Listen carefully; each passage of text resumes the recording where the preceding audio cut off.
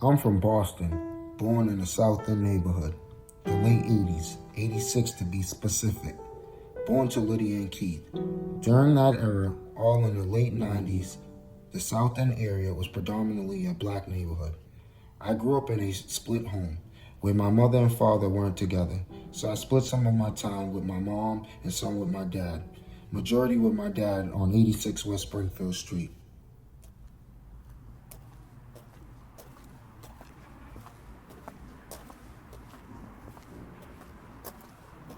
This house was my late grandmother's home, Betty Meredith. My grandmother was a freedom fighter, sleeping in tents for equality of housing on the now tent city, which resulted in my grandmother helping place my pregnant mother into her own housing unit.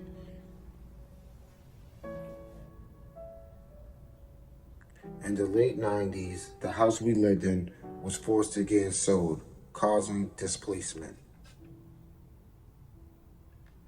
Coincidentally, my mother was forced into eviction because at that time they was gentrifying the South End.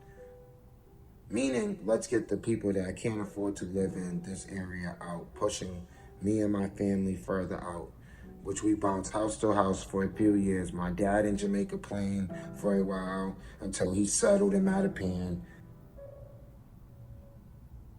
Now my mother, after eviction, had to bounce around to relatives' house until she got her own apartment for a few years in Jamaica Plain also, but moving to Brockton after.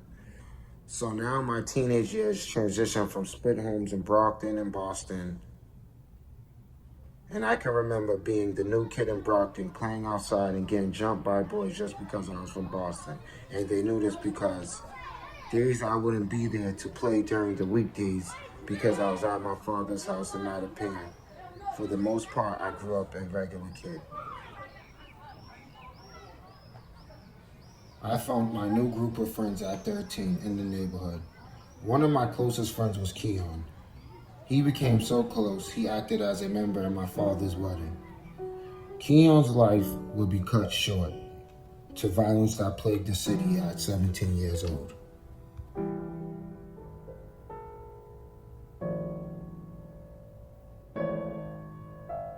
Few traumatizing experiences during that period of time.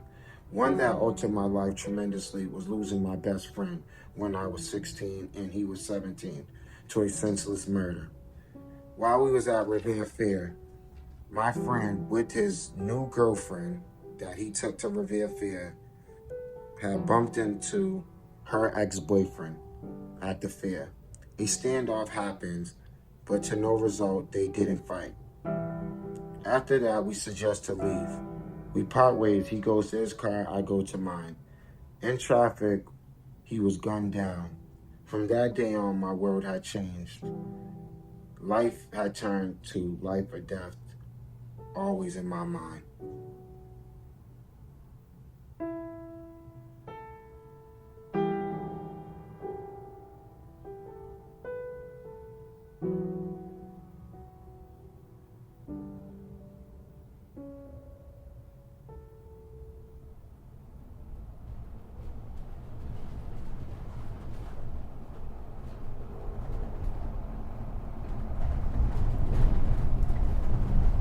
So my father, trying to save me from that violence, sent me to Atlanta, where I finished the majority of my senior year. Not used to the real life, I came back to Boston on a bus, on my own at 17, to complete high school in Boston. After being back in Boston with all the violence, I wanted to get out of there. So I went to college in Maryland, Morgan State University. Unfortunately, I didn't complete college, so I returned home. Now living with my mother and my four little brothers, as responsibilities started to weigh on me, I tell myself I gotta go back to school. So I attend Roxbury Community College with my cousin Michael. Being that me and my cousin were attending school, my father rented us an apartment at a discounted rate of like $100 a week. That led to partying and eventually getting my then girlfriend pregnant in 2007. My life once again made a shift. My cousin, eager to help raise my son, would be taken from me on July 4th, before my son Kiari Michael was born. Michael was murdered at a family function by a random person.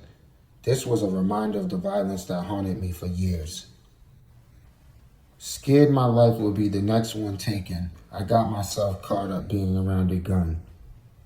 September 2007. While on bail, I had my son, October 15th, 2007. He came into my world and gave me purpose. Trying to get that life behind me, I took a plea to hurry up to get it over so I can get back to my son.